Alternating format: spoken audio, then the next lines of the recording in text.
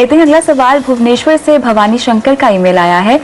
इन्हें policy surrender करनी है, Birla vision plan surrender policy है और ये करना चाहते हैं ये पॉलिसी को सरेंडर, और जानना चाहते हैं कि सरेंडर की प्रक्रिया कैसी होती है और क्या होती है। तो सबसे पहले तो कम से कम 3 साल तक अगर प्रीमियम नहीं दिया होगा तो सरेंडर नहीं कर पाएंगे, उसका कोई सरेंडर वैल्यू नहीं होता। उसके बाद उसका जो 3 साल अगर हो गए, 3 प्रीमियम दे दिए हैं तो सरेंडर कर सकते हैं। 30% of the premium paid minus first years premium, ये टिपिकल सरेंडर वैल्यू होगा।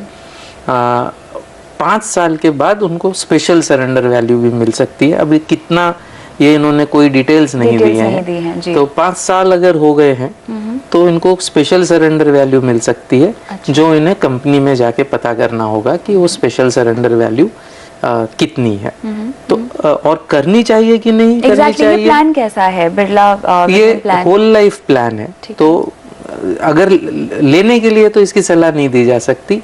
अब चूंकि ऑलरेडी अंदर हैं तो कितने दिनों से हैं, आज सरेंडर वैल्यू कितनी है, मैच्योरिटी वैल्यू जब भी इसका पैसा मिलेगा कितना होगा, तो ये देखने के बाद इसमें एडवाइस किया जा सकता था। ये डिटेल इन्होंने दी नहीं है। बिल्कुल, जैसे कि आपने कहा कि ये होल लाइफ प्लान है, अगर ये सरेंडर कर देते हैं ये पॉलिसी, तो इसके अलावा और कोई होल लाइफ प्लान जो इनको ले लेना चाहिए? बिल्कुल नहीं लेना चाहिए, बिकॉज जैसे हम कई बार कह चुके हैं कि इंश्योरेंस और इन्वेस्टमेंट मिक्स नहीं करना है। Whole life plan by definition investment हो गया।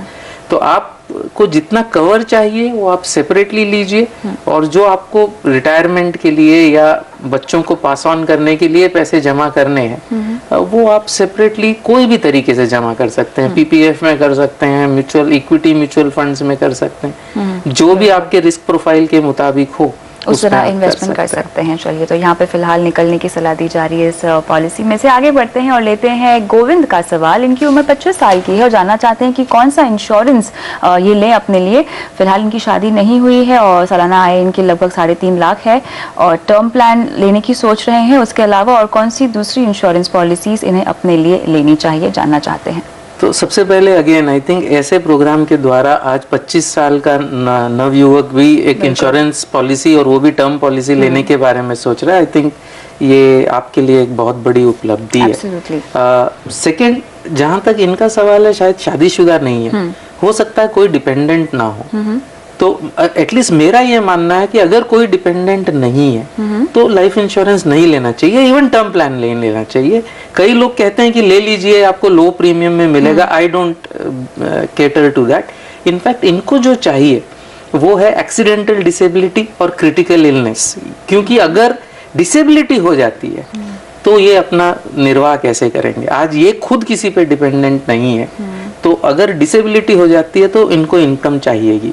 इसलिए इनके लिए एक्सीडेंटल इलनेस और क्रिटिकल इलनेस लेना टर्म प्लान से ज्यादा जरूरी है। अगर कोई डिपेंडेंट नहीं है तो डिपेंडेंट है तो टर्म प्लान लेना चाहिए। टर्म प्लान अगर लें तो वो दिया है स्क्रीन पे, भारतीय अक्सा अविवा, बहुत ही सस्ता 60 लाख का प्लान करीबन 5,000 रुपए में, मतलब less than 500 rupees a month में इनको 60 लाख का प्लान 35 साल के लिए मिल जाएगा। यहाँ पे समय कम है, हेल्थ कवर के बारे में आप क्या कहेंगे? अगेन तुरंत ले लेना चाहिए। एक बेसिक प्लान लीजिए, टॉपअप लीजिए। आप अपोलो ले सकते हैं, बेसिक प्लान अपोलो का 3 लाख का, उसके ऊपर उनका एक टॉपअप है 5 लाख का। उसमें सिर्फ एक ही ध्यान रखना है अपोलो में कि अगर ये नॉन रेसिडेंट बनने वाले हैं, अगर कुछ भी चांस है तो न लें इस पॉलिसी को, और कोई दूसरी पॉलिसी ले सकते हैं।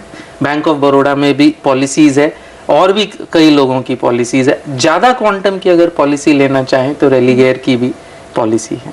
चलिए, इसी के साथ आज बहुत बहुत शुक्रिया तमाम सवालों का जवाब आज देने के लिए। धन्यवाद। और योर मनी में आज के लिए बस इतना ही, लेकिन आप बने रहिए हमारे साथ। नमस्कार।